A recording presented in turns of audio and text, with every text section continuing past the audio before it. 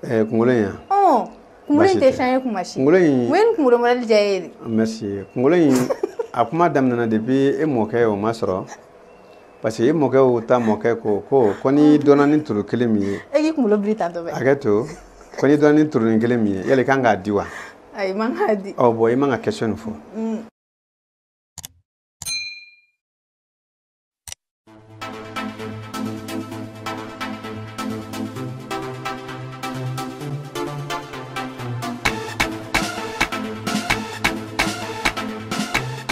Salut à tous, bienvenue dans votre émission préférée Ciné-Comédie et Humour. Kafoye, on se relie nous à Lafia TV de Caen, c'est sur Canal Plus 235. Chaque mercredi à 22h, c'est Mega Caen, chaque jeudi à 16h.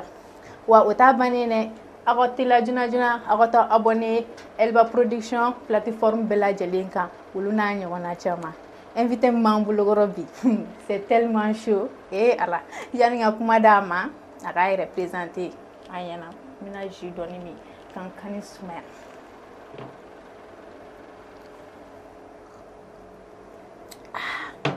Invité Nyokomacha. Invité. Ni dangadeyate, ni le fana fait donner.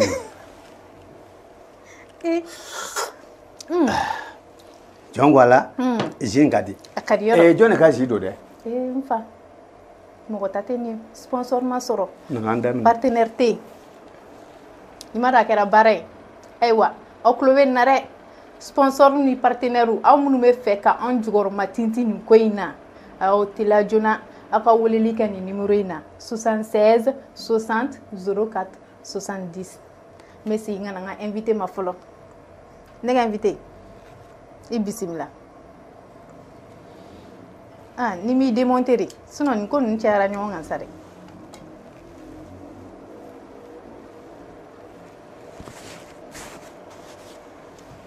saha ibisimila o jaranya ay wele ya nga wele kan jabi a jaranya ko sebe ibe segi yere fo en flelge jamo ñena wa bashite yani gi jabi bisa ki jabi to kana ni a India bisa ki jabi biman kana na India bari an yi fataw de ne be wele Musa ne jamu ye jakte ho nga bara benado chatri boma no artiste ya oyaye Musa Jagite mais esigile no mi esigile be la sabamako aw Musa shiwe jolla shiko in fole maniye ango to alama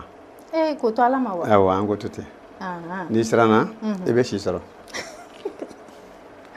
ok problème tala akila familial soro lula ko so Musa nam betumiye ka fo betumiye iballa ka tunu muni nana ne opposé itunna munila ikani gali jaranye bashima tɛ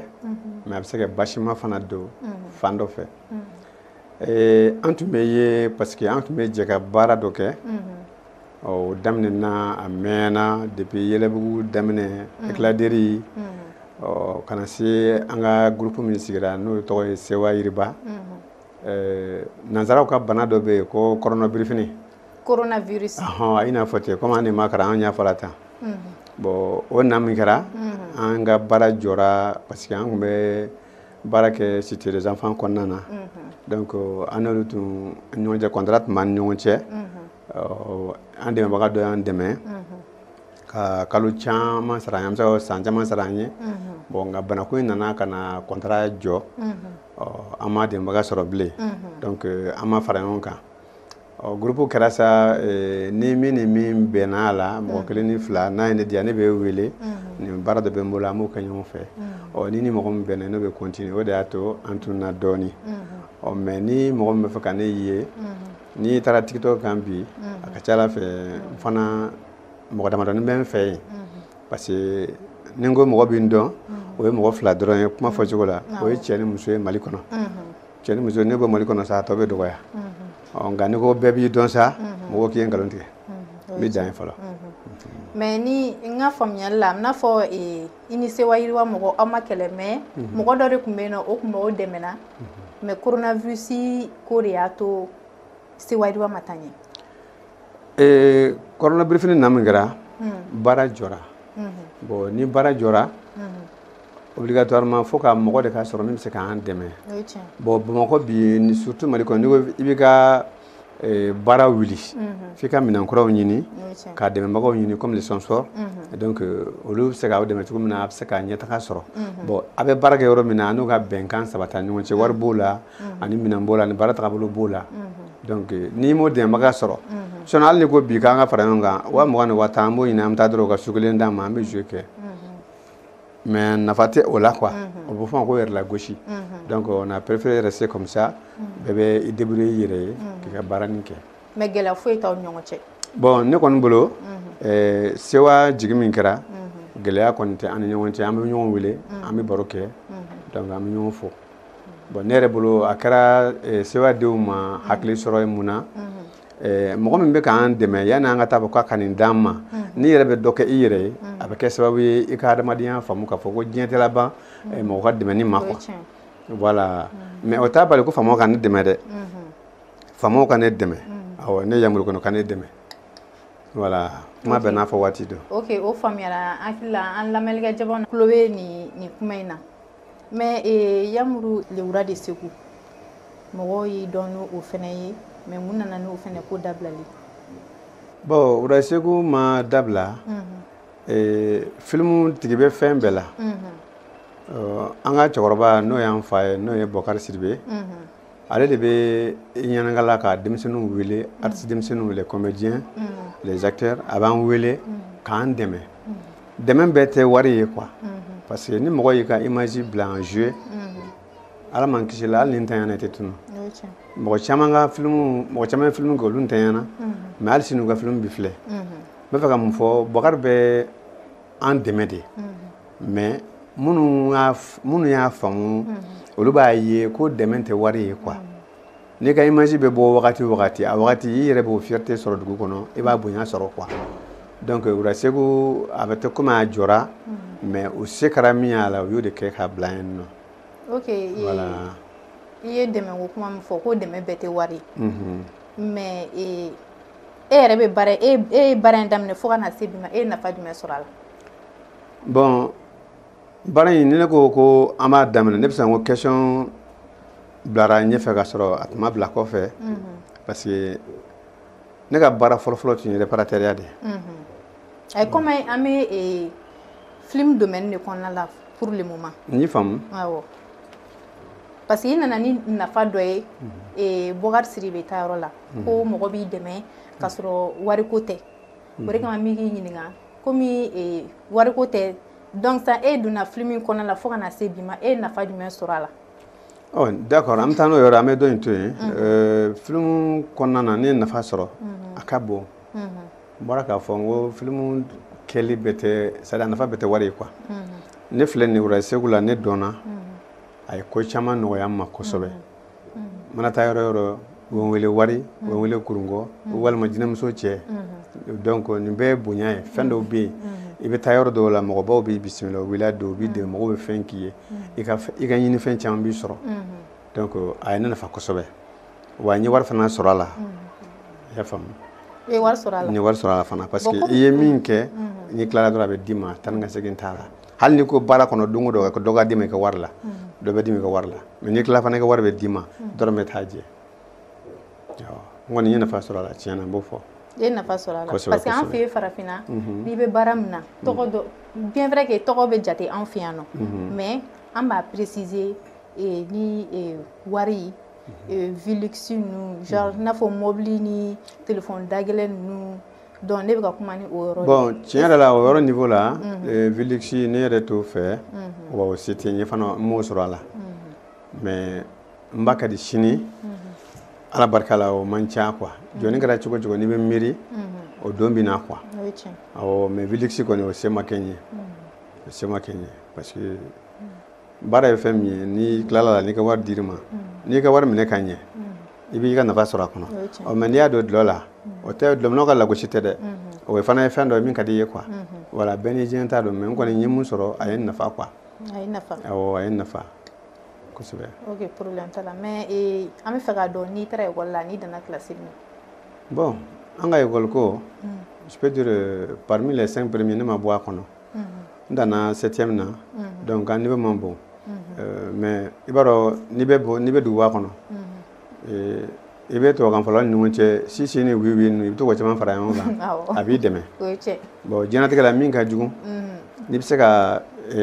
leçon kalan ka tila ka réciter a ka ca Ala fɛ i bɛ se ka dɔɔnin fɔ mais souvent il y a des français abrégés i tɛ se k'i b'olu kuma fɔ parce que o ye français fɔbaga yɛrɛ ka pensée ye quoi très généralement u bɛ na n'olu caman ye voilà an ka kalan danna o yɔrɔ la mais aw ka baara in taabolo kalan jɔyɔrɔ b'a la walima jɔyɔrɔ t'a la bon dans l'art d'abord n'i ye INA kɛ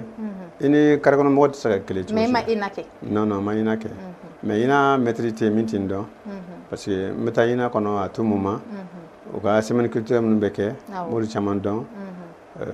heureusement tɔgɔ de l'ancienne directrice qu'elle s'appelle Aminata Diombana donc o ka so tun bɛ n terikɛ ka so kɛrɛfɛ ale yɛrɛ de ne dege comédie la so parce que j'ai fait 2 ans ko n ka taa foli bila don pour que a ka se ka n ta san fila an bɛ dafa waati min na n dusu bɔra n ɲɔgɔn tɛ taa a den y'a fɔ a ye n wele donc a ko fiston ko i ko ne den t'i ye disons ko ne ka école den t'i ye ko ma ko n t'i dege quoi bon ce jour là a ye n minɛ o don a ko je veux que tu me donnes i ka 5 humours di yan tu me donnes 5 humours i jɔlen tu as 3 minutes de temps ne wɔsira hakili kalela 2 minutes ne ye kelen fɔ o kelen min fɔra o kɛra ne ka sketch fɔlɔfɔlɔ yɛrɛ de c'est fait en 94 coupe d'Europe banna yɔrɔ min na coupe d'Europe banna dimanche le lendemain lundi ne ka sketch fɔlɔ o de bɔra donc n ye sketch fɔlɔfɔlɔ min kɛra a kɛra Alpha Moro Konare de kan comme an bɛ débat la donc ale de y'i dɛmɛ justement madame Fofana de taara ne ye à l'ORTM ka taa ne Djibril Diabaté ma à l'ORTM o y'a sɔrɔ o bɛ Gladiri kɛ donc Djibril fana ne ta parce que Djibril fana ka maîtrise français de fana tun y'ale ye donc a ne ta o kama donc ni ne taara dɔrɔn ni n ka humour ni n ka sketch ye a b'o enregistrer a b'a bɔ télé la wa a ye n dɛmɛ fana fo bi donc ale de kɛra sababu ye n'i donna humorisiya la justement kosɛbɛ ok mais i da tura yɔrɔ dɔ la ko i tun ye mécanicien mais toujours i bɛ mécanicienya de la i bɛ k'o fɛnɛ kɛ n ye mécanique daminɛ le 24 février 84 ne ye clé ta o don bon mɛnna o la n ye waati kɛ 2009 n ye clé bila parce que n'i donna comédie kɔnɔ dans l'art i bɛ voyager excuse-moi du terme ni dangadenya tɛ mɔgɔ tɛ se ka moto to i bolo i ko wara k'o bila ka taa kɛ diɲɛyala ye ka na quoi o tɛ se ka kɛ quoi voilà donc mɔgɔ bɛ persi k'i ma kɔnɔ donc n ye moto dilan jɔ ka sababu k'o ye donc ka continuer an bɛ voyager ni fɛnw kɛ i bɛ tile bɛn moto dilan la wari sɔrɔlen bɛ tɛ tɛmɛ 700 kan ou bien 2000 bon i ma taa heure 1 kɛ baara la i ni 40 bɛ na ou bien 30 ja wari bɛ fɛn na koyi fɛn e yɛrɛ t'a kɔnɔ de ne t'a kɔnɔ dɛ n'i ye sigilen tabali la i fana bɛ dɔ kɔ ne t'a dɔn k'o bɛɛ bɛ sɔrɔ a la awɔ bon souvent i bɛ taa ka na a tɛ dɔrɔn min sɔrɔ yɛrɛ tout ça ça fait partie du jeu mais ne fɛ n ko contrat de bɛ signer aw ye walima wari dɔ de bɛ bila aw ye banque la walima fɛn ninnu bon anw ka groupe ye art nɔgɔya cogo jumɛn na an ka manager ye an yɛrɛ ye an ka chef de groupe ye donc i y'a wele n'a bɛ bɛn n'a kan an ye théâtre min bɔ mɔgɔ minnu ka di ye i b'olu désigner a b'olu wele an bɛ fara ɲɔgɔn kan an bɛ taa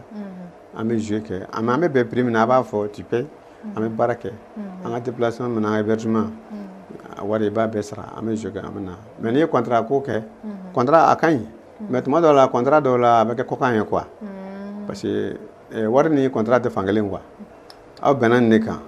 n'a ma bɔ a bɛ taa tribunal la o tɛ min na a ye n ka wari d'a ma o y'an ta ye donc a bɛ di a yɔrɔ bɛɛ sharp sharp an bɛ taa dɔrɔn wari bɛ di ni wari ma di e tɛ taa o ayi dɛ i ka kurusi kɔ b'an bolo i sen nɔ an sen nɔ i ye 10 dɔn an fana ye 9 dɔn mais nin kelen ye o b'an ta dafa 10 na quoi voilà vraiment a ma nɔgɔ mais ne ka faamuyali la ne ye ko kelen jate minɛ ne bɛ jeliw ye jatigiw b'u la mais comédien ni humoriste ne ma jatigi y'olu la an ni jatigi b'u la ne kɔni ne min bɛ ka kuma ne m'a ye mais mun na bon jatigi bɛ dɔw la jatigi ko ye fɛn dɔ de ye n bɛna fɔ comédien minnu bɛ k'a lamɛn u bɛ hakɛ to kuma fɔcogo la parce que kuma man jugu fo ni kumana ka tiɲɛ fɔ mɔgɔw dɔw bɛ i lagosi n'a ye ko parce que n m'a sɔrɔ misaliyala e k'a fɔ ko ka mɔgɔ bila ka ne wele ko vraiment ne ye jeu min k'a diyara ye ou bien n kɛ cogo ni n ka kuma cogo ni a ka di ye ne nana e fɛ yen e ye 2000 di ne ma a diyara n ye ko n kana fama ma bon ne bɛ to ka na e fɛ yen don dɔ ne nana f'i ɲɛna moto ni kelen b'i bolo k'i k'o di yan n fadenw ka a ye n bolo parce que k'a fɔ k'e y'a san ka di yan finalement n bɛ na i b'a di ne ma ten quoi donc a bɛ kɛ jagoya jatigiya de ye bon olu comédien minnu bɛ yen olu de bɛ ka fɛn sɔrɔ an minnu bɛ maloya an t'a sɔrɔ quoi i y'a faamu sinon n b'a fɔ comédien denmisɛnninw n k'u bɛ ka kɔrɔ ni ye dɛ n bɛ se ka n ka kɔrɔ ni caman ye quoi mais olu méthode min ta ne m'o ta quoi ni e ye wari di ne ma bi n'a ma jigin kalo bɛ sa i tɛ ne ye ɲɛna parce que munna e bɛ k'a ɲini de ne fana bɛ k'a ɲini munna ne bɛ n'e tɔɔrɔ tuma bɛɛ i k'a di yan finalement n bɛ nege b'i la quoi justement ne tɛ sɔn o ma quoi a ye n ta kasi dɛ n bɛ siran a gasi de ɲɛ awɔ donc n'i y'a jateminɛ jatigi tɛ e la bon jatigiw bɛ n na mais n tɛ taa u fɛ yen kuma bɛɛ chaque fois n bɛ nin kelen de f'u ye parce que mɔgɔ caman bɛ yen u bɛ n sɔn u bɛ n ladiya walayi u bɛ wari di yan même muso dɔ filɛ nin ye ɲamakɔrɔ kurani presque mɔgɔ caman b'a dɔn u b'a fɔ a ma ko diamantaire a bɛ n sen don dimanche dɔrɔn a bɛ se k'a sɛbɛn k'a ci ma a tubabukanni a bɛ n kun n tɛ ɲinɛ a kɔ salut Zulu je te fais un dépôt o tubabukanni a ka di ne ye dɛ o ka di salut Zulu je te fais un dépôt n terikɛ non a dɔn est-ce que dépôt ka di maliyɛn bɛɛ très généralement a b'a sɔrɔ dimanche don quoi voilà 17h entre 17h 13h ka na se 14h ma a bɛ se k'a sɛbɛn ten tan Zulu ça va je te fais un dépôt ne y'o dépôt ye dɔrɔn hali ne t'a kalan yɛrɛ ne bɛ taa yɔrɔ min na o ɲɛ ma n ka numéro don k'a bɔ k'a lajɛ dɛ tu vois des choses i b'a sɔrɔ o ye wari giriman ye quoi wa ni n ka nalomaya bɛɛ n'i ye fɛn min san n b'a kɛ en vidéo n b'a ci a ma n bɛ malo san n b'o ta vidéo n bɛ radio san n bamuso ye n b'o ci a ma wari talen n b'a ta en vidéo n b'a ci a ma n ye wari don fɛn min na n b'a jira a la o b'a jira mun na ne bɛ wari minnu sɔrɔ ne yɛrɛ t'a dun quoi denbaya n b'a don o de da fɛ ne bɛ taa wari garder de parce que diɲɛ don o don baba nin di yan ne b'a di muso bɛ n bolo n ba bɛ yen nɔ donc don o don ne bɛ wari di ne tɛ sɔn ka wari dun quoi voilà ni n ko faamaw k'an dɛmɛ a kun ye nin de ye dɛmɛ mɔgɔ tɛ ban dɛmɛ na han hali min bɛ yen kɔni y'a diya ne b'a minɛ binganni tɛ quoi voilà n'i b'a mara a bɛ bugun mɔgɔ tɛ ban dɛmɛ na et puis mɔgɔ tɛ ban hɔn na o tɛ bɔ min ye dɛ ni bɔ min di ne ma e b'i ban o la bi maa to ne y'a t'i bolo ayiwa an lajɛlikɛ jama aw tulo bɛ nin na dɛ aw tulo bɛ Yamuru ka kuma la dɛ ne ko Yamuru yɛrɛ nana cogo di dɛ bon Yamuru nana cogo min na ne tun bɛ radio Jɛgɛfɔ la parce que o tun ye jeune dɔ bɛ yen ko Sawuti journaliste Sawuti tɔgɔman don quoi voilà an tun bɛ sewa la an ye fɛn caman ɲɔgɔn fɛ o ye a fɔ ko Jɛgɛfɔ mɔgɔw ye ne ni docteur wele ko spot dɔ b'u bolo ko taxi di an ma an ye taxi ta k'an jigin dɛ seli wari kan quoi maintenant u nana ka na ko in faron ka bɔ c'est à dire u nana ko in cɛ ka bɔ an ka bolo kan k'a di radio mɔgɔw yɛrɛ ma radio mɔgɔw yɛrɛ ye fɛn in k'u yɛrɛ sago ye quoi n tɛ nkalon tigɛ dɛ tiɲɛ de don a kɛra Jɛgɛfɔ de la maintenant anw ye weleli kɛ ne ye spot mankan mɛn radio la ne ye weleli kɛ u ko ne ma ko bon ko ne ka na ne nana directeur ko ne ma Dieu donné ko bon ko oui c'est vrai baara in kɛra fɛn dɔ de la bon min fɔra produitigi y'a fɔ ko wari cayara donna a y'olu fɔ f'an ye ko o kuma yɛlɛma k'ale tun ye ne wele ne kana don ka radio baroni na quoi bon baroni sen fɛ de o ye ne don baro kɔnɔ ne ye n tɔgɔ kɛ Yamuru ye maintenant après baroni bannen an ye Kante film tourné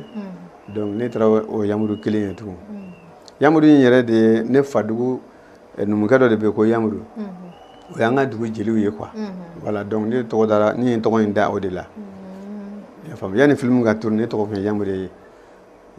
parce que ne ka tubabukan tun ka di faransikɛw ye k'a fɔ ko si Wosorodi Jakuma Kɔsɛn qu'on a dit je t'aime bon au français il y avait un monsieur qui était Sajan Sissé qui est en France là o de tun to k'a fɔ manden ɲɛna a b'a kuma fɔ sɔn quoi voilà donc Yamuru nana nin cogo de la Ah, vraiment, n'i y'a ta k'a lajɛ i tɛmɛna domaine caman fɛ mɛnɛ mais o baara ninnu yɛrɛ tasira bɛɛ la i ye gɛlɛya jumɛn sɔrɔ o baara ninnu tasira la? Bon, diɲɛnatigɛ kɔnɔ gɛlɛya ti ban a la. Ne tun bɛ taa Manden ka radio la Jɛgafɔ la. Don dɔ ne ka pinɛ cira n y'a fɔ Manden ɲɛna n ko bon aw ka baara nin vraiment ne bɛ ka sɛgɛn a la. N'a fɔra ne ka bɔ Lasa sɔgɔmada fɛ ka n tilen ka taa fo Korofina ka taa n sigi ka bɔ yen fo midi ka na n ka garage la n tɛ mɔgɔ sɔrɔ n tɛ ka baara kɛ.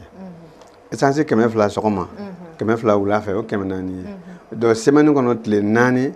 de lundi, mardi, mercredi, jeudi émission bɛ dan o don ma. Ne bɛ ka 400 tiɲɛ don o don n tɛ k'o sɔrɔ tile kɔnɔ. Ko vraiment ça va pas. Donc n ko ne ka pinɛ cira a k'an dɛmɛ ko problème t'a la. Pinɛ wari kan ka demander don min na o don a ye 200 di ne ma. Kuma man jugu fo ka nkalon na mɔgɔ la. Ni Manden n'a bɛ n kɛrɛfɛ an b'a fɔ a ye a b'a fɔ ko tiɲɛ don. Fo n'a sera n'a k'i ban dɛ. N'a sera Ala ɲɛ a bɛ sɔn. Donc an tor'o la o kɔfɛ Fantani Ture paix à son âme o ka festival kɛra Bada la palais kɔnɔna na palais de la culture kɔnɔ. Donc ne ye semaine tɔ kɛ an ye atelier formation ninnu suit an y'o continuer o don ne y'a fɔ Abibe Gimakɔrɔba ye ko n moto sɔgɔra o yɔrɔ bɛɛ Gima ye 800 200 bi kura 4 bɔ k'a di ne ma ko n ka taa moto kɔli ne ye moto kɔli dimanche an yɛlɛbugu kɛ wari min dira 1500 ne ka taa pinɛ kura 1 san k'o don moto la n ye Manden wele n ko Manden ko han awɔ disons Manden de ne wele ko Zulu k'a kɛra cogo di k'i ma ye dɛ ne ko awɔ ko ne tɛna taa a ka baara yɔrɔ bilen n y'a ka baara bila parce que n ka moto pinɛ tiɲɛna n ma se k'a san donc n mago bɛ k'a san donc ne tɛna a masɔrɔ bilen ne ye Jɛgafɔ baara bila yen ka sababu k'o de ye parce que o degun bonyana kan quoi voilà a degun ti ban dɛ an bɛ fitinin fɔ dɔrɔn n'o tɛ hadamadenya degun ti ban. Ok, i yɛrɛ ɲɛda ni furaselen n'o bi dɛ o ma mun de b'i la? Bon ɲɛda ni furaselen b'a yira de ko wari tɛ n kun. Wari t'i kun? Ne kɔni sera ka don n jigi kɔrɔ sisan ka wari di yan o kɔnɔ ka di. Ayi ka fɔ an tɛ don ɲɔgɔn jigi kɔrɔ. Ne yɛrɛ ma foyi yɛrɛ faamuya Yamuru la. Yamuru yɛrɛ kunkolo in kɔni fɔli sen kelen dɔnkili sen kelen i ko Gima ka sabu juma. Ne mun tasa juni. Dɔnkili sewuli. Han? Kunkolo in yan. Kunkolo in tɛ changer kuma si. Kunkolo in. Mun kunkolo modèle diya e ye? Merci. Kunkolo in a kuma daminɛna depuis e mɔkɛ o ma sɔrɔ parce que e mɔkɛ o ta mɔkɛ ko ni dɔnna ni turu kelen min ye. E k'i kunkolo biri tantɔ bɛ. Hakɛ to ko ni dɔnna ni turunin kelen min ye yali kan k'a di wa? Ayi man k'a di. Bon i man ka question nin fɔ. E k'i kunkolo kɛ tantɔ bɛ. O ma e fɛrɛlen de da la. Merci. Kante muso Sambu n ka foli b'a ye fɔlɔ n ka foli bɛ Kante yɛrɛ ye. Don dɔ an bɔtɔ kun don parce que dimanche fɛ an bɛ ɲɔgɔn cɛ ka taa kɔɲɔyɔrɔ la ne ye Fere Musa Mafa ani Sɛgini to donc an taara Korafɔla Buba a tun bɛ taa an ka yɔrɔ la an taara Bubaw fɛ yen fɛn Samɛ donc ne sigilen tora kogo kɔrɔ komi yɔrɔ in so kura tun don u ye so in jɔ donc a soubassement tun bɛ niveau la quoi a bɛ mètre bɔ fer à repasser min bɛ kɛ fo charbon bɛ k'a la o sigilen tun bɛ ne tɔn kɔfɛ quoi. Maintenant Sɛgini dɔ de filɛ ka ne kunkolo forme lajɛ ka ne photo ta ka bɛn ni fɛrɛden in ye ko envoyer Kante muso ma quoi en France et Facebook kan ko a bɛ mun fɔ na sisan en ce moment Kante muso tun bɛ ne wele de ko tête plongeon sani a ka fɛrɛden in ka na quoi ko tête plongeon maintenant après a nana Sɛgini dɔ ye photo in ci a ma min kɛ a ko mais effectivement tu vois pas ils sont comme une fierté là donc o fɔra min kɛ dɔrɔn Kante fana y'o ta ne kɔ k'a kunkolo filɛ ko Samuka ma k'a kunkolo kelen i b'a ko fɛrɛden an taara Jɛnɛ an taara yan'an ka jouer ne n'a kuma ne Facebook kan a sɛgɛnna o kelen de kan ko c'est fɛrɛden donc a b'o fɔ finalement fɛrɛden tugura an kɔ donc an y'a don an ka jouer kɔnɔ lorsque ne bɛ kɛ école maître ye Kante bɛ kɛ école den ye ko ni ye min fɔ a ka segin o kan a b'a ko monsieur kunkolo ko fɛrɛden merci les enfants. Donc mɔgɔw de y'a ta film kɔnɔ sisan a kɛra fɛrɛden. A kɛra fɛrɛden yɛrɛ ye siɲɛ kelen. Voilà mais ni ne ye fugula don a la ne bɛ tunu mɔgɔw t'i ye mais mɔgɔba dɔ ko n ma ko n kana fugula don fɔlɔ a bɛna policiers perturber parce que ni erreur kɛ jama fɛ ni minɛli kɛra o tɛ n pardonner quoi ni n yera tuma min na o ko c'est trop tard ko parce que mɔgɔw b'a fɔ k'an bɛɛ ye adamaden kelen de ye ko n kana kɛ. Dɔw bɛ se ka kun i la circulation na a b'i fo dɔw bɛ se k'i ye i bɛ diya ye dɔw bɛ se ka fɛn d'i bolo circulation na mɔgɔw bɛ na diya circulation na kuma caman o b'a kɛ n ye bɛɛ bɛ kɛ quoi mais n'i ye fugula don mɔgɔw t'i dɔn dɔ bɛ se k'a dimi kɔrɔ cɛsi dɔ la a b'i tan mais n'a ye fɛn b'i kun na a tɛ s'i ma vagabond b'i ye k'u bɛ agressé n'u ye kunkolo ye o b'a fɔ ko nin y'an ka comédien a to yen parce que une fois an delila ka taa Lafiyabugu kulu sanfɛla yɔrɔ Cicɛdi an sera yen dɔrɔn u y'an ye dɔrɔn u girinna ka wuli ka ko non ko nin y'an ka artiste baw ye le monsieur Sibijɛn ni hakili b'a la kosɛbɛ il s'appelle Sisolo un jeune malais de chef ye quoi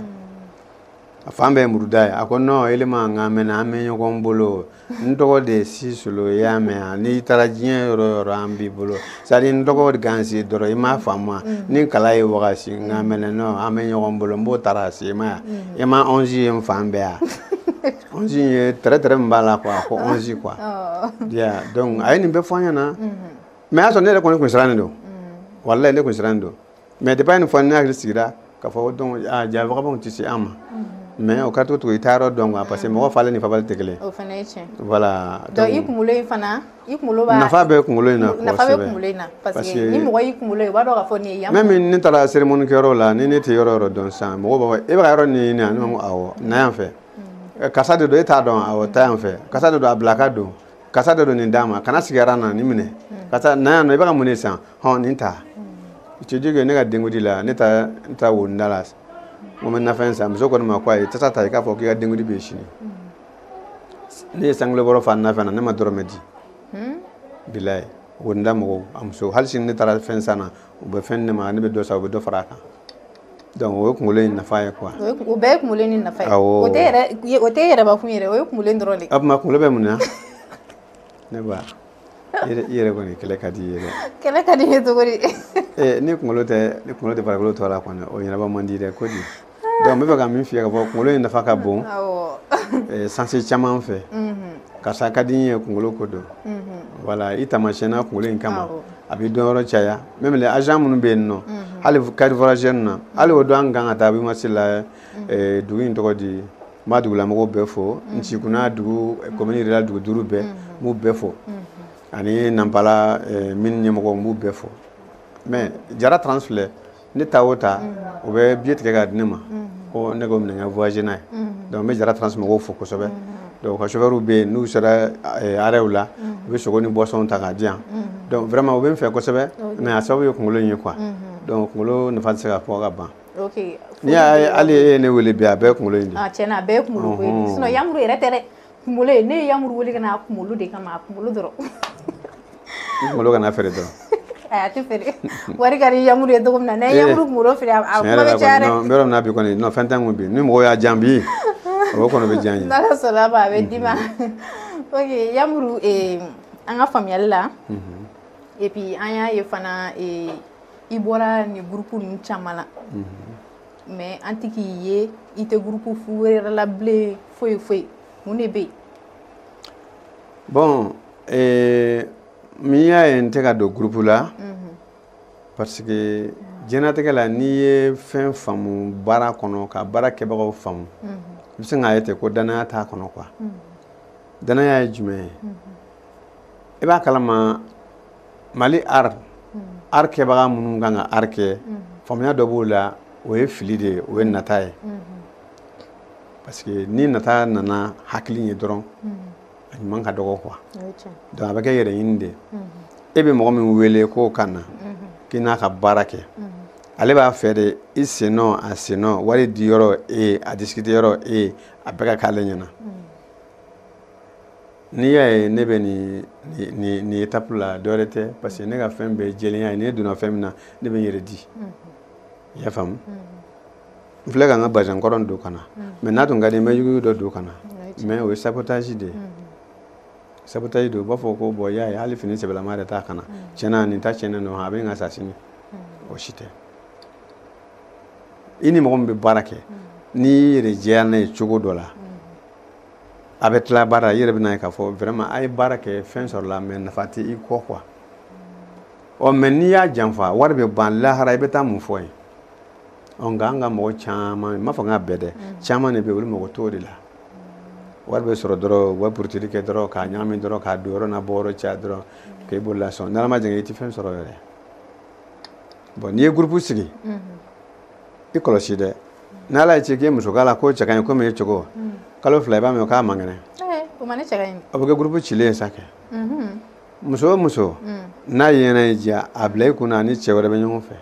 hali fatɔ. Tɔgɔ de ta. Siga foyi t'o la. N'i ye fɛn fɛn kanu minɛ a ka di mɔgɔ wɛrɛ fana hakili tɛ kelen na o. Siga foyi t'o la. Donc n'i ye groupe sigi n'i ye muso don a la ça c'est un problème. Diɲɛ don o don mankan de bɛ yen wa groupe n'a bɛ ci a bɛ ci ka sababu kɛ muso kɛlɛ yɛrɛ fana ye o tɛ wuli fiyewu. Muso. N'i bɛ groupe sigi ne wele bi n bɛ groupe sigi kan f'i ye a bɛ ci kan min na n b'o f'i ye a bɛ ɲɛ cogo min na n b'o fana f'i ye. Donc e tɛ ka don groupe la ka sababu kɛ o de ye. Danayabaliya. Danayabaliya. Kosɛbɛ. Hali sisan ne ye mɔgɔw wele k'a fɔ mɔgɔ bɛ comédien na a ye na an ka jɛ ka baara kɛ mɔgɔw bɛ na parce que a si tɛ yen min b'a fɔ ko défaut bɛ ne la ne b'a fɔ n t'a kɛ tɛ sɔn ne ma ne b'o de fɔ. Mais danayabaliya ko dɔ delila ka kɛ. Mais jamais o tɛ ban. I bɛ se ka o dɔ fɔ an ye. Ala ne de bɛ k'o f'i ye n k'a tɛ ban n'i y'a daminɛ an bɛ bi kɛ k'a fɔ. Mais danayabaliya kɛra sira min o tɛ ban n'i y'a ye an ka baara jɔra a ma se ka wuli bilen danayabaliya de don so n'an dalen ɲɔgɔn na an bɛ ɲɔgɔn wele ka fara ɲɔgɔn kan min y'an dɛmɛ o fana dalen don an na o wari bɛ sɔrɔ baara bɛ kɛ an ma dɔ kɛ ka tɛmɛ yan mun na dɛmɛ ma ɲɛ sɔrɔ danayabaliya tɛ wa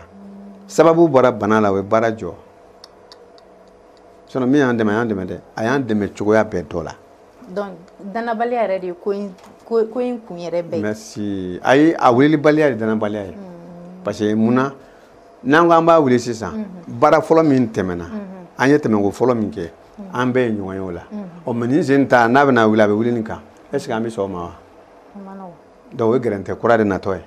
k'a fɔ maintenant dɔ in tun ye o ye kɔnɔdimi nin sen ta o ye ɲɛdimi ye nin kɛra a bɛ kɛ tan a bɛ kɛ tan n'i ma nin kɛ i bɛ nin kɛ i bɛ nin kɛ ou bien i t'a la.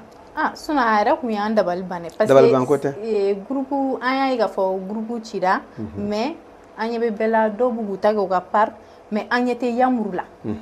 C'est normal ne bɛ n ka so don o don. Mais an n'u nana k'a ka jɛ ka baara kɛ ɲɔgɔn fɛ e ka réaction bɛ kɛ mun ye. Bon n'u nana k'an ka kɛ ɲɔgɔn fɛ ne b'a fɔ ko ne ka ɲi awɔ parce que baara jɔra wagati min na o ye temps min k'o kɔnɔ u nana ni mun ye an ka baara kɛ ɲɔgɔn fɛ foyi man jugu hɔrɔnya la f'a k'a daminɛ e ka tila k'i ban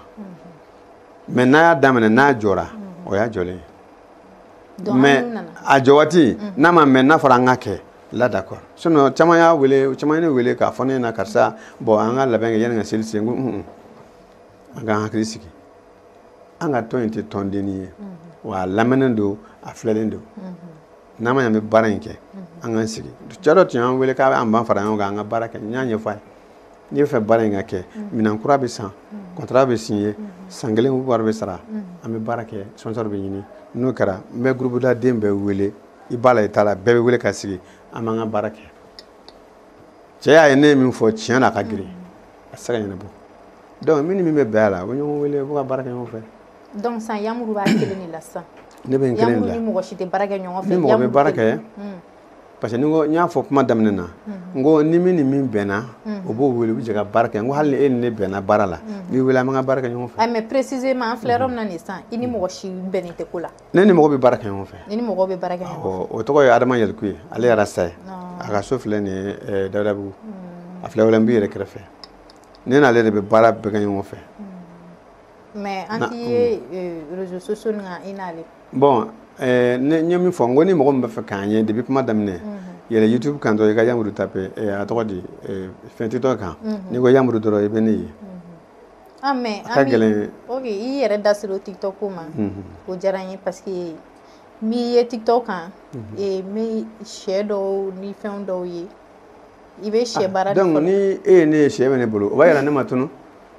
E de bɛ ka ne lebu sa kɛ. Ne tɛ k'i lebu dɛ. Si. A bɛ se ka kɛ i ma tunu ne bolo. Mais a bɛ se ka kɛ minnu b'an lajɛ i tununen don. N bɛna misali kelen d'i ma. Hakili b'a la waati dɔ la TikTok sanfɛ fatɔkɛ dɔ tun bɛ ka taama drapeau b'a sen na. I ma kuma mɛn. Ne Yamuru de y'a bila n taatɔ Dion Kati kɔfɛ poste kɔfɛ. Ne de y'a bila ne y'a bila yɔrɔ min na 30 minutes mɔgɔ min ne wele a bɛ mɔgɔ 30 bɔ a ka ca ni mɔgɔ 60 ye. N'i ye téléphone bila dɔ in wele n'i ye téléphone bila dɔ in wele laban na ne sigiyɔrɔ kelen ka appel tɔ ta hali tatɔ mɔgɔw ye n wele sufɛ fana mɔgɔw ye n wele ko fatɔkɛ bɛ min agent dɔ yɛrɛ ye n wele a tile 5nan ko je sais pas a bɛ ka n dakɔrɔ min don a ko n ma ko Asimi y'a fɔ ale ɲɛna ko ne ye fatɔ ye drapeau b'a sen na ko mun kama ne ma se ka drapeau bɔ a sen na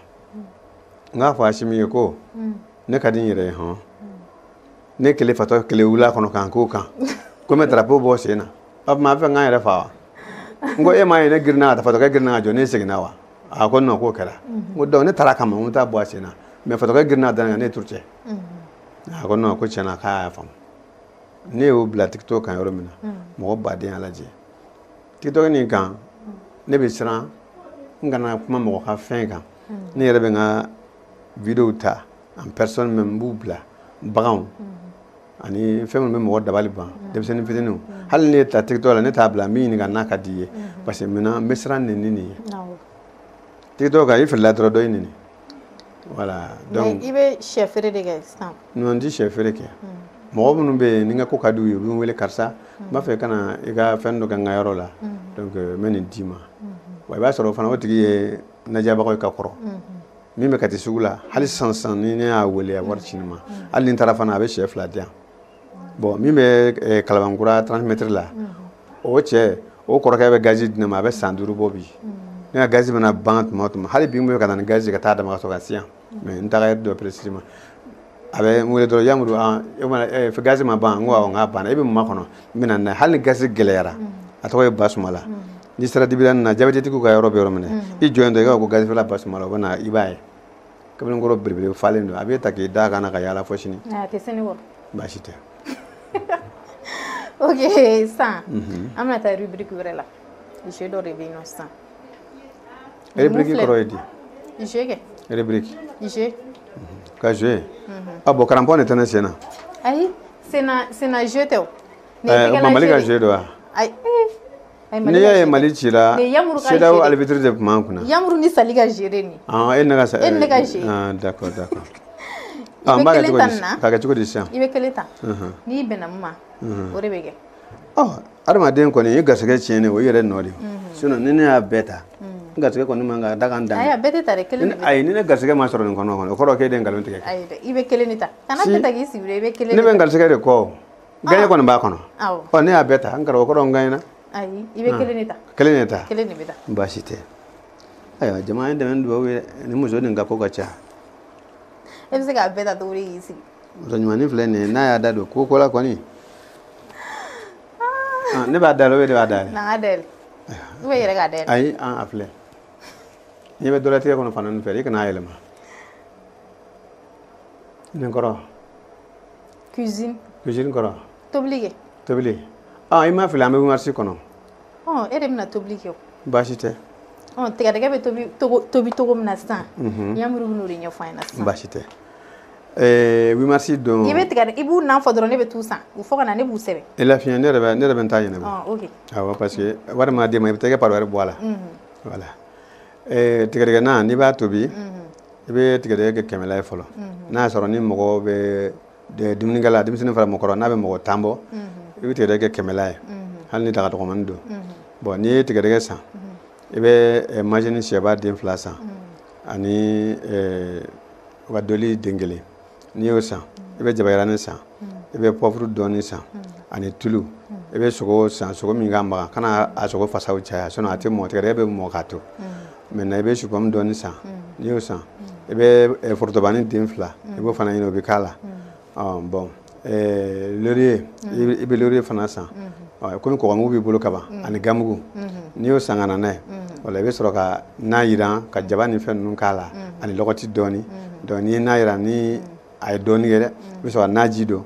kɔfɛ ka ji caman k'a la ka sɔrɔ ka tigɛdɛgɛ bila a la tamati bɛ k'a la kɛ i bɛ se ka tamati mugu san ou i bɛ se ka kɛ lɔgɔti yɛrɛ ne ma lɔgɔti fɔ wa awɔ i ye lɔgɔti fɔ lɔgɔti tamati a bɛɛ tɛ fɛn kelen a bɛɛ ye fɛn pati ni a den yɛrɛ bɛɛ tɛ pati ya a bɛɛ ye pati i bɛ ka marqué mais n ɲɛ sɔrɔ koyi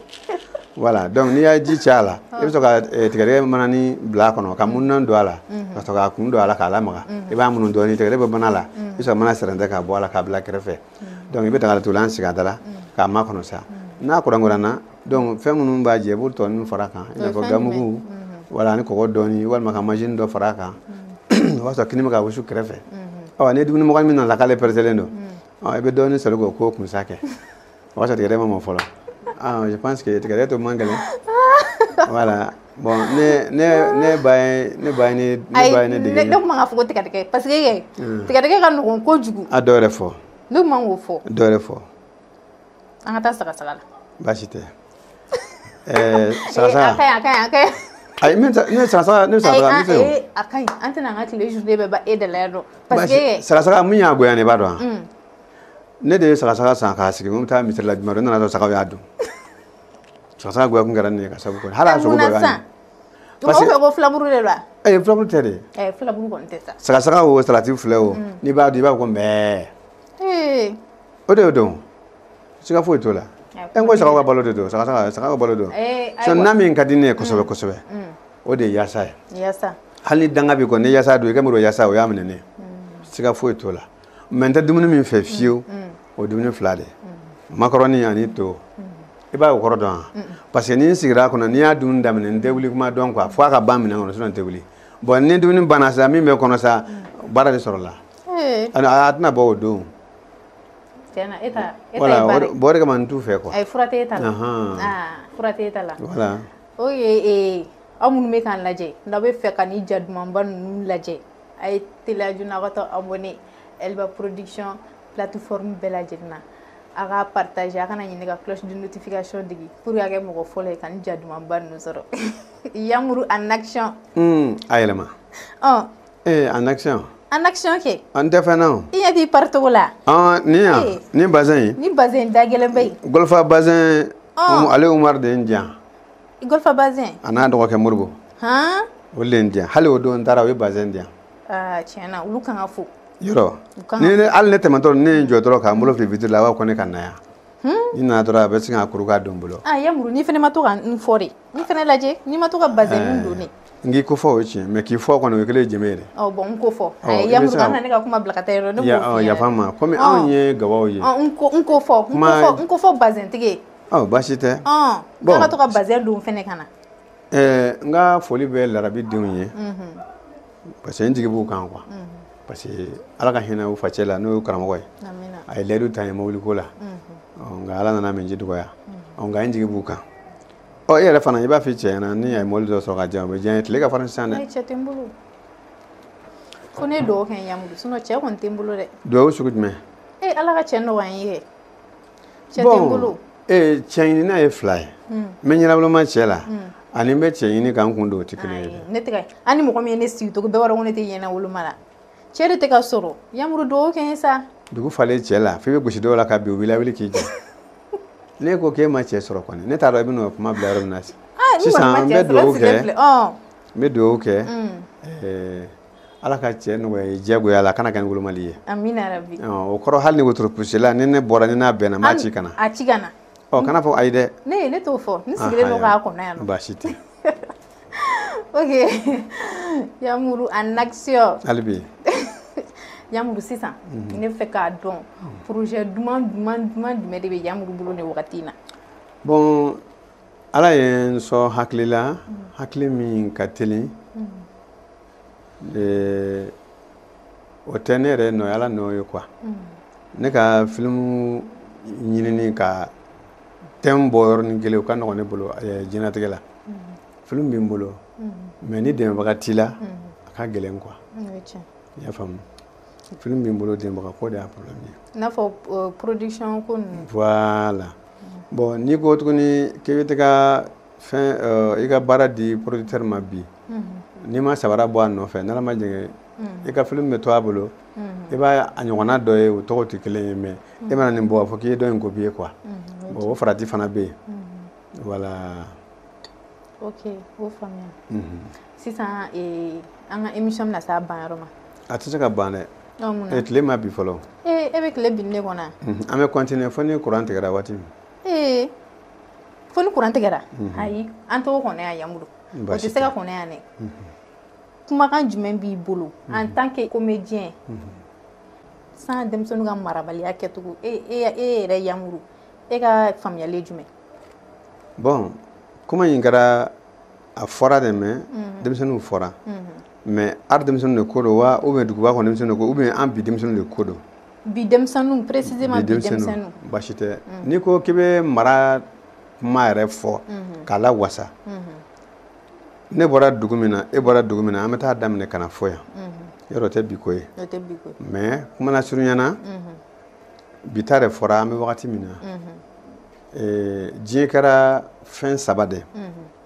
cɛkɔrɔba muso bɛ se ale la cɛkɔrɔba bɛ se denw na denw bɛ se musokɔrɔba la donc ni musokɔrɔba sera buwala ka ban dɔrɔn o ye du cilen ye hali ni cɛkɔrɔba pɛrɛnna denw na n'u taara fɔ ba ye ba bɛ ci cɛkɔrɔba bolo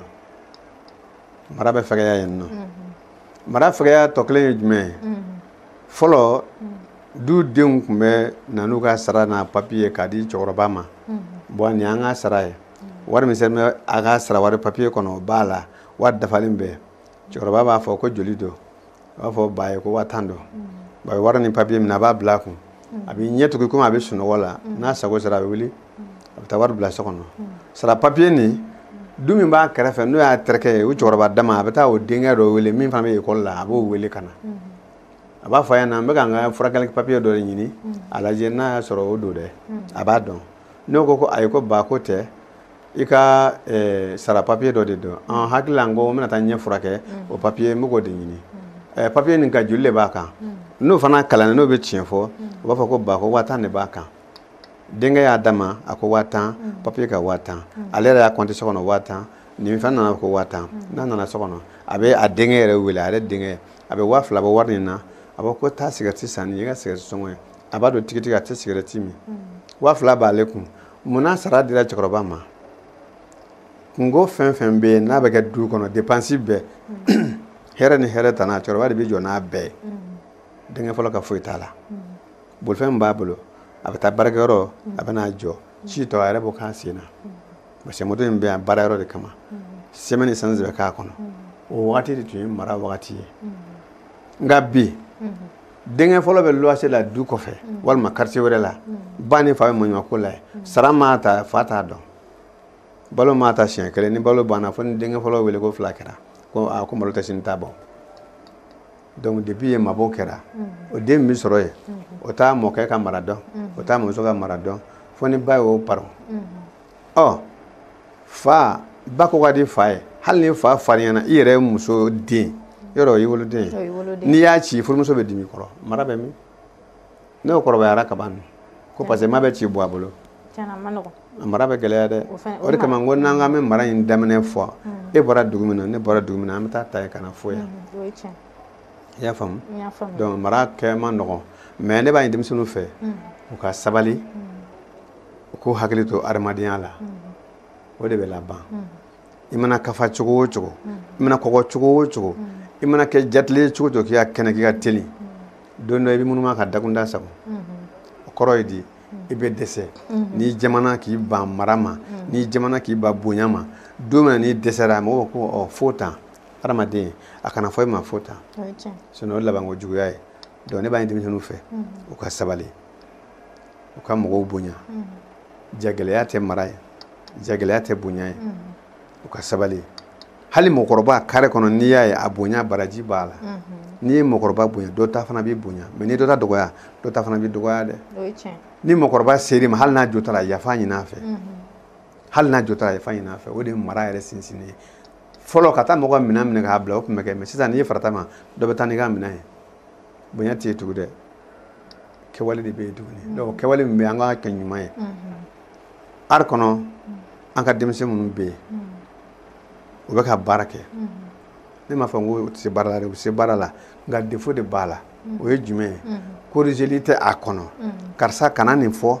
kana nin kɛ fɔ kuma de bɛ nin na kɛtuma de bɛ nin na o de bɛ an ka denmisɛnninw jɛ ari kɔnɔ bari depuis téléphone android nana ka ban bɛɛ b'i ka video kɛ dɔw yɛrɛ bɛ yen nɔ n'olu m'u ta k'u saba dugu ma ou bien ka ɲɔgɔn dan ka bere ka ɲɔgɔn wɔlɔ ou bien ka dɔgɔn ci ni pelu ye ko mɔgɔw tɛ yɛlɛ ka kuma fɔ ka nɛnini ka a modéré c'est à dire ka nɛnini fɔ ko ɲuman ka sɔrɔ i ma nɛnini kɛ réseaux sociaux yɛrɛ nana denmisɛnninw yɛrɛ tiɲɛ justement n bɛ fɛ k'i da don o fɛnɛ la conseil min bolo i b'o fɛnɛ fɔ réseau ta o ma tiɲɛ mais o bɛ ka fili de parce que mɔgɔ n'i bɛ ka ɲuman kɛ mɔgɔw bɛ ka yɛlɛ a la o ye i ma tiɲɛ ye mais i bɛ ka fili de bon o fili o fo u ka wele k'o ladi ladili fana tiɲɛ ye fila de ye an ma ko tiɲɛ ye kelen dɛ mais fɔcogo de bɛ tiɲɛ na i bɛ se ka tiɲɛ fɔ mɔgɔ ye ko ɲuman a b'a faamu wa a t'a tɔɔrɔ wa a bɛ to a kɔnɔ mais n'i ye tiɲɛ fɔ mɔgɔ ye k'i pɛrɛn-pɛrɛn a bɛ digi a tigi la a t'i ka kuma lamɛn wa i bɛ dɔ farala ka ko kan a tɛ dabila dɛ tiɲɛ fɔcogo ye ni fila de donc fo ka denmisɛnninw wele n'i ye karisa ka video ye a ye nin kɛ yɔrɔ dɔ b'a la a ye e yɛrɛ ni degun dɔɔni i b'a fɔ karisa bon i ye nin yɔrɔnin kɛ a ɲɛna mais i tun bɛ nin yɔrɔnin kɛ ka nin tugu a la o de ka di ne ye an ka comédienba dɔ bɛ yen ko Ayuba a bɛ se dɔ na kosɛbɛ o don na ne n'a ye ɲɔgɔn ye n ko Ayuba n ko vraiment n bɛ ka TikTok lajɛ vraiment tu sais danser très bien n ko mais ni tun ye dɔn in daminɛ ka taa a labɛn ni sportinin dɔ ye i n'a fɔ téléphone dɔ o publicité dɔrɔn ka dɔn daminɛ musique bɛ k'a la ka sin ka téléphone ta k'a yira ten n ko ye ka fɛn dafalen ye quoi n ko c'était très bien n ko mais o ne ka fɛ ye quoi n ko bon musique dɔw bɛ yen an ka mɔgɔw b'a ta TikTok kan wa snapu kɛ n'a ye mais dɔnkili nin ye dɔnkili kɔrɔma de ye n'i y'i ka snap kɛ n'a ye a bɛ dɔ fara i jugulamɔgɔ kan parce que kuma min b'a kɔnɔ kuma gɛlɛnw de don tasarali kuma o ye caman ye quoi n ko donc n'i ye dɔnkili in da après i bɛ tila ka jugu sɔrɔ i yɛrɛ la n ko bon a kɔni ma ko vraiment Zulu i ye kuma min fɔ n y'a faamu i y'a fɔ cogo min na n bɛna essayer ka dɔ bɔ fɛn ninnu na i y'a fɔ cogo min na hali dɔw yɛrɛ delila k'a fɔ n ɲɛna maintenant sisan n dara la n ko i ka kuma in n ko tiɲɛ don quoi n bɛna n ka kow yɛlɛma bon c'est ça que je veux ka i wele ka i ladi ko ɲuman i k'a faamu ka sɔrɔ a ma kɛ ni pɛrɛn-pɛrɛnni ye quoi a bɛ ka dɔ de kɛ pour a ka dɔ sɔrɔ n'i ma dɔ kɛ i bɛ fɛn sɔrɔ Bamakɔ bi yan i sigi kɛ tile bɛ bɔ i la o bon o sɔnna e ka ladili ma mais ni denmisɛnnin dɔ tun don a tun t'i lamɛn yɛrɛ ayi denmisɛnnin bɛ ne lamɛn ne bɛ mɛn ne tɛ dimi quoi n bɛ mɛn tɛ dimi parce que i bɛ ka sansi min fɔ ne b'a lamɛn i b'a kalama denmisɛnnin dɔw bɛ ne wele ko n ka taa n cɛ jɔ ka tulonkɛ ne bɛ taa n cɛ jɔ dɔrɔmɛ kelen t'a sɔrɔ ne tɔ bɛ problème sɔrɔ sira fɛ dɛ mais mun don don ka jan a sebali tɛ ka n'a minɛ ko denmisɛnnin don don dɔ bɛ na a fana bɛ don jigi kɔrɔ don dɔ bɛ na a bɛ ɲɔgɔn ye kulusiba dɔ kɔnɔ e tun t'a dɔn k'i bɛ taa ye mais a bɛ taa ɲɔgɔn sɔrɔ yen o bɛɛ bɛ se ka kɛ quoi ne nana plateau kan yan bi ne tun t'a dɔn min ne yan mais ala de kosɔn ne nana yan n tɛ mɔgɔ jamanen ye o ni n tun ka mɔgɔ jamanen de bɛ n wele n b'a fɔ ko n t'a ma sɔrɔ ou bien n tɛna nin tɛ voilà adamadenya ye majigi dɔrɔn de ye ani bonya quoi o dɔrɔn don quoi voilà o faamuyara ladili diyara an ye an lamɛnnikɛjɛkulu u bɛɛ lajɛlen tulo bɛ i ka ladilikan na u y'i ka kuma bɛɛ lajɛlen mɛn k'a fɔ ye aw sɔgɔlen no Elba Production fɛnɛ la aw kana ɲinɛ ka taa abonné plateforme bɛɛ lajɛlen na YouTube, Facebook, TikTok olu n'a ɲɔgɔnna caman. Voilà chers amis, chers téléspectateurs, nous vous remercions d'avoir suivi. On se dit au revoir et à la semaine prochaine. Bye bye. Inch'Allah.